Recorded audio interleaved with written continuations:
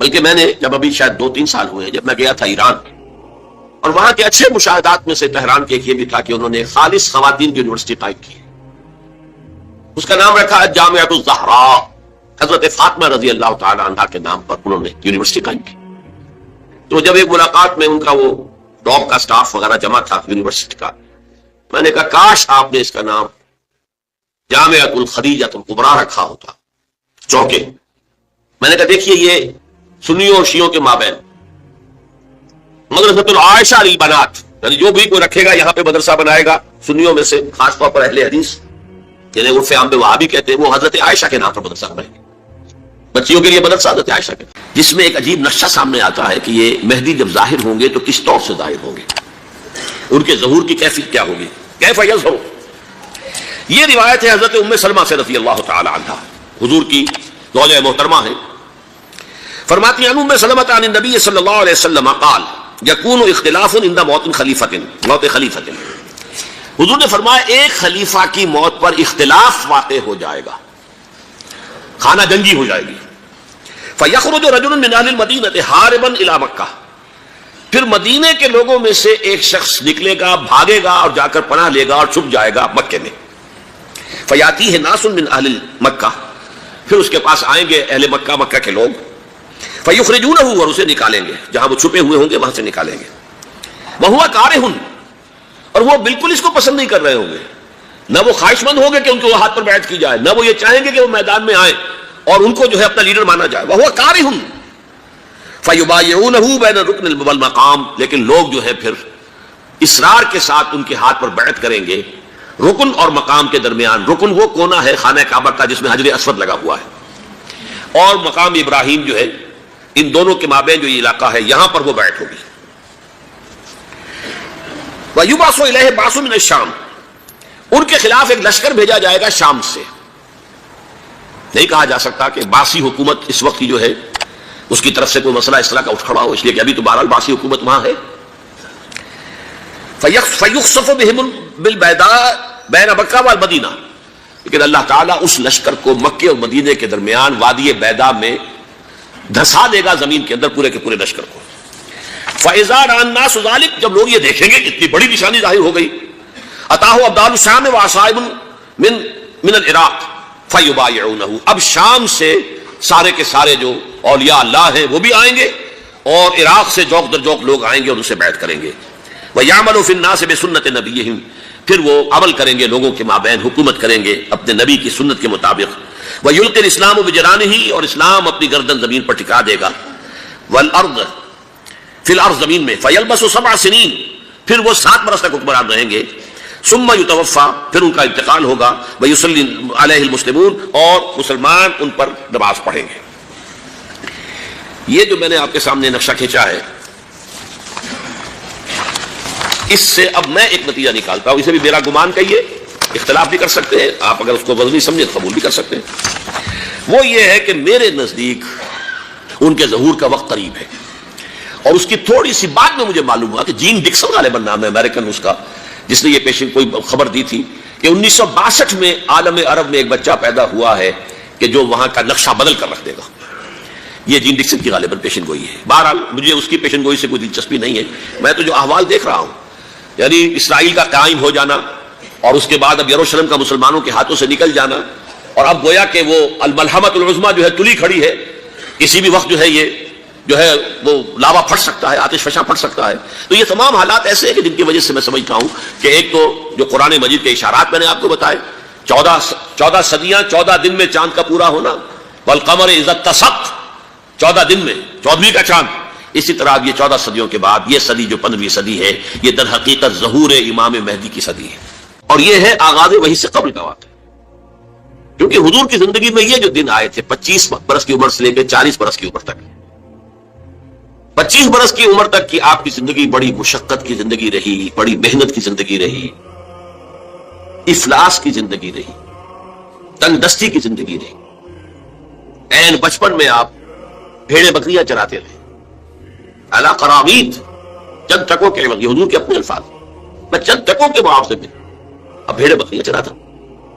پھر آپ ذرا بڑے ہوئے، اس لیے کہ ابو طالب جو ہے وہ بہت ہی مفلس انسان تھے، سرپرستی تو وہ کر رہے تھے، لیکن واقعہ یہ ہے کہ پرورش کی ہے محمد رسول اللہ نے خاندان ابو طالب کی، اپنی مزدوری سے، اپنی محنت سے، اپنی مشقت سے. پھر آپ نے تجارت کرنی شروع کی ملازمت کی شکل میں. تو یہ سخت دن تھے. وَوَجَدَكَ عَائِلًا فَأَغْنَىٰ، پایا اللہ نے آپ کو کیا تنگ دست تھے تو اللہ نے غنی کر دیا. غنی کس طور سے کیا؟ حضرت خدیجہ سے شادی ہوئی 25 برس کی عمر میں، جو عرب کی متمول ترین خاتون، ان کی اپنی فرمائش پر کی شادی ہوئی، انتہائی محبت کرنے والے.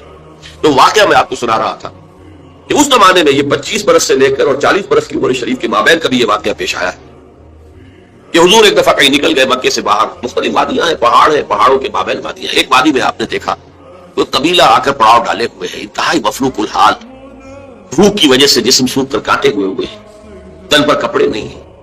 حالت دیکھ کر آپ آئے انتہائی ملول اور غمگین ہو کر گھر میں آ کر چادر لے کر لیٹ گئے. اب پوچھا حضرت خدیجہ نے کیا ماجرا ہے، کیا معاملہ ہے؟ آپ نے فرمایا میں گیا تھا باہر فلاں وادی میں، میں نے یہ دیکھا فلاں گھاٹی میں قبیلہ ہے، پڑاؤ ڈالے ہوئے ہیں اور یہ حال ہے. حضرت خدیجہ اور فرمانے لگے کہ میرے پاس دولت نہیں ہے کہ میں ان کے لیے مدد کر سکوں. سرمایہ تو حضرت خدیجہ کا تھا، آپ کی اپنی ذاتی دولت تو نہیں تھی. اس پر حضرت خدیجہ نے فرمایا اچھا آپ جائیے اور بڑے بڑے قریش کے چند سرداروں کے نام لیے کہ ان کو بلا لائیے. حضور گئے، وہ سب آ گئے. اتنی دیر میں اتنا بڑا ڈھیر اشرفیوں کا حضرت خدیجہ نے لگا دیا کہ جب حضور آ کر بیٹھے تو اس کے پیچھے چھپ گئے. اور پھر کہا ان سرداران قریش سے مخاطب ہو کر آپ سب لوگ گواہ ہیں میں نے یہ ساری دولت محمد کے حوالے کی صلی اللہ علیہ وسلم، وہ جیسے چاہیں اسے خرچ کریں. تو ایسی بیوی جس نے ساتھ دیا.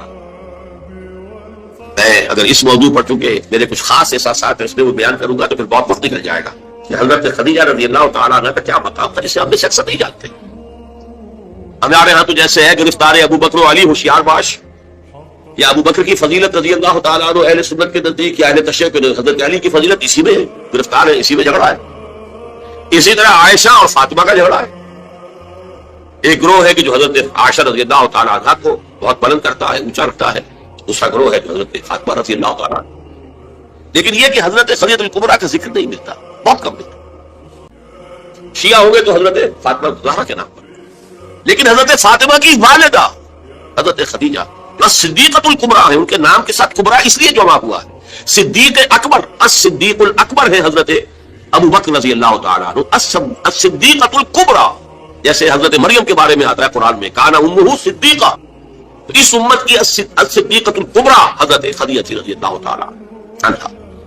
اور ایک بات راز کی ہے جو میں کہہ رہا ہوں، عام طور پر عام خطابات میں یہ باتیں نہیں کہی جاتی. مجھے تو محسوس ایسا ہوتا ہے کہ اللہ تعالیٰ نے حضرت خدیجہ کی ذات میں حضور کو صرف بیوی کی وفاداری اور وفا شعاری اور محبت نہیں دی ہے، والدہ کی شفقت بھی دی ہے. حضور محروم ہوئے بہت اہلی عمر میں، والد کو تو دیکھا ہی نہیں، والدہ کی شفقت سے بھی بہت زیادہ. عمر کا فرق اتنا تھا 25 اور 40 نہ کیجیے. اور آپ کو معلوم ہے میری نانی میرے بڑے ماموں سے 13 برس بڑی تھی. 13 برس میں ان کی ولادت ہو گئی تھی اور عرب کا معاملہ تو اور گرم ماحول کا تھا. تو کیا 15 برس کی عمر میں حضرت خدیجہ کی اولاد نہیں ہو سکتی تھی؟ اگر وہ ہوتی تو کیا وہ حضرت عمر حضور کی ہم عمر نہ ہوتی؟ اس حوالے سے دیکھیے. چنانچہ ایک واقعہ میں آپ کو اور سنا دوں. ایک مرتبہ حضور صلی اللہ علیہ وسلم اسی طرح جو بھی نیا تجربہ تھا عالم ملکیت اور عالم بشریت کے درمیان اتصال کا، اور جس کی وجہ سے ایک خوف کی سی کیفیت، ایک تشویش کا سا انداز. تو حضرت خدیجہ نے ایک مرتبہ یہ کہا کہ اچھا اب جب وہ آئے وہ فرشتہ ہے یا کیا ہے، وہ بدروح ہے یا کوئی واقعتاً فرشتہ ہے، جب بھی وہ آپ کو نظر آئے تو مجھے بتائیے. حضرت جبرائیل آئے، حضور نے فرمایا وہ آگے. آپ ذرا نوٹ کیجئے، حضرت خدیجہ نے اپنے بال کھول دیے، اپنی آغوش میں حضور کو لے لیا اور پوچھا کہ کیا اب بھی نظر آ رہا ہے؟ فرمایا نہیں. فرمایا یقیناً یہ فرشتہ ہے، کوئی بدروح نہیں ہے. فرشتہ ہے جس نے حیا کی ہے. اگر کوئی بدروح ہوتی تو لفظ ہوتی، وہ غائب نہ ہوتی. اب آپ اندازہ کیجئے عظمت فکر، سوچ کا، آپ کے فکر کا، شعور کی بلندی کا.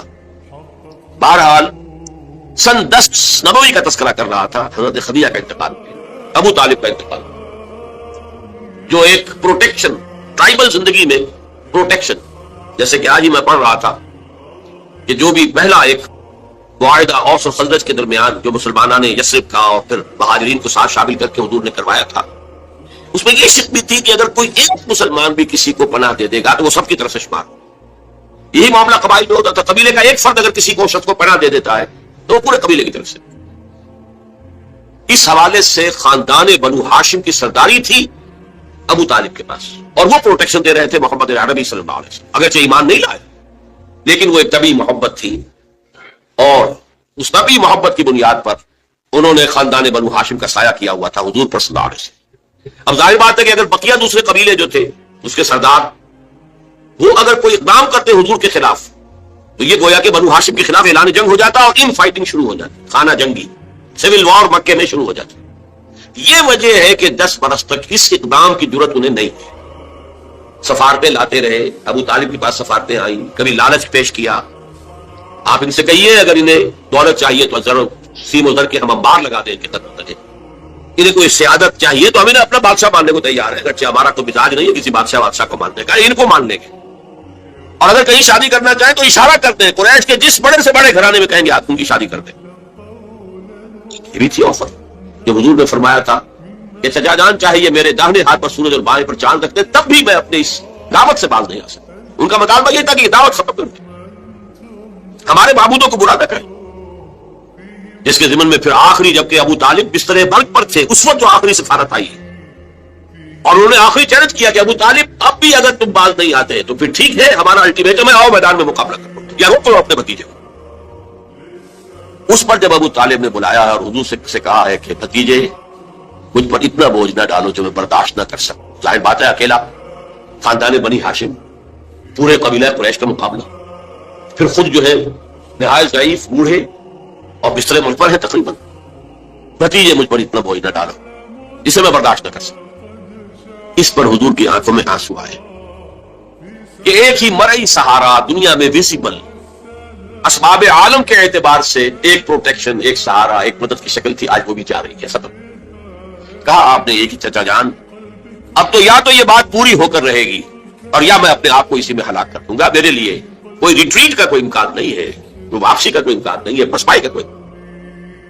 بہرحال میں نے یہ سارا پس منظر بتایا ہے عام الحزن، اور یہ ابو طالب کا بھی انتقال ہو گیا، وہ پروٹیکشن ختم ہو گئی، بلکہ اب بنو ہاشم کا سردار ابو لہب ہے جو خود دشمن ہے انتہائی، یوں سمجھیے کہ زہریلا دشمن، جس نے اس وقت کہہ دیا تھا تب لکا لہذا جماعت، جس نے اپنے دونوں بیٹوں سے حضور کی دونوں صاحبزادیوں کو طلاق دلوائی۔ طلاق وہی مانا وہاں تو در حقیقت نسبت کا ہو جانا ہی ایک طرح کا نکاح ہوتا تھا، وہ نکاح باقاعدہ ہو جائے گا، نسبت ہو گئی، منسوب ہو گئی، تو گویا کہ ایک رشتہ قائم ہو گیا۔ دونوں بیٹے تھے ابو لہب کے جن سے حضور کی 2 صاحبزادیوں کا رشتہ تھا، ان دونوں نے آ کر نہایت گستاخانہ انداز میں، توہین آمیز انداز میں آ کر حضور کے سامنے کھڑے ہو کر اور کہا کہ ہم تمہاری بیٹیوں کو طلاق دیتے ہیں۔ سارا سب میں جیلے حضور صلی اللہ علیہ وسلم۔ اب وہ ہے بنو ہاشم کا سردار، کیا نکلے گا نتیجہ؟ پروٹیکشن ختم، اب تو جو بھی چاہیں گے وہ دار الندوہ میں فیصلہ کریں گے۔ لہذا آپ گئے طائف کی طرف، یہ حضور کی مکی زندگی کا اہم ترین واقعہ ہے۔ حالانکہ اس سے پہلے 3 برس کا آپ کا شیب بنی ہاشم کے اندر جو گھراؤ رہا اور مقاطعہ رہا اور بائیکاٹ رہا، کھانے پینے کی چیزیں جو ہے روکی گئیں، بدترین قسم کی فاقہ جو ہے کشی کرنی پڑی پورے خاندان بنی ہاشم کو، حالانکہ وہ سب کے سب ایمان تو نہیں لائے تھے، لیکن اس جرم کی پاداش میں کہ بنو ہاشم محمد کا ساتھ نہیں چھوڑ رہے، لہذا اس پورے خاندان کو جو ہے اس کے ساتھ بائیکاٹ ہوگا، اور بائیکاٹ کے نتیجے میں بنو ہاشم کا پورا خاندان شیب بنی ہاشم میں، اور جس کو شیب ابی طالب بھی کہتے ہیں، 3 برس تک محصور رہا، کوئی چیز کھانے کے لیے نہیں۔ کوئی اللہ کا بندہ حکیم ابن حزام جیسی شخصیت نے، بنیادی طور پر نیک شخصیت، وہ کہیں پہاڑ کی چوٹی پر چڑھ کر نیچے اتر کر، ورنہ جو وادی ہے ان کے دونوں سروں کے پر پہرے ہیں، کوئی جا ہی نہیں سکتا۔ اب پہاڑ کراس کرے اتر کے کوئی شہد دے آئے، اس لیے کہ وہ بہت قریبی عزیز سے حضرت خدیجہ کے رضی اللہ تعالیٰ عنہ، تو اپنی رشتہ داری کا بھی وہ خیال رکھتے تھے، کبھی لے آئے تو لے آئے، ورنہ وہ وقت بھی آیا ہے کہ بنو ہاشم کے پھول جیسے بچے بلک رہے ہیں، کھانے کو کچھ نہیں ہے، کچھ نہیں ہے سوائے اس کے کہ سوکھے چمڑے ابال کر ان کا پانی ان کے حلق پر ٹپکا دیا جاؤ، کچھ نہیں۔ لیکن اس کو بھی میں سخت ترین نہیں کہتا، حضور صلی اللہ علیہ وسلم کے لیے ذاتی طور پر جو سخت ترین مرحلہ آیا وہ یوم طائف تھا، جس کی گواہی حضور کے اپنے قول میں کہ حضرت عائشہ نے ایک مرتبہ پوچھا رضی اللہ تعالیٰ عنہ کہ کیا آپ پر یوم احد سے بھی زیادہ کوئی سخت گزرا ہے؟ ان کے ہوش میں ظاہر بات ہے یوم احد حضور مجبور ہوئے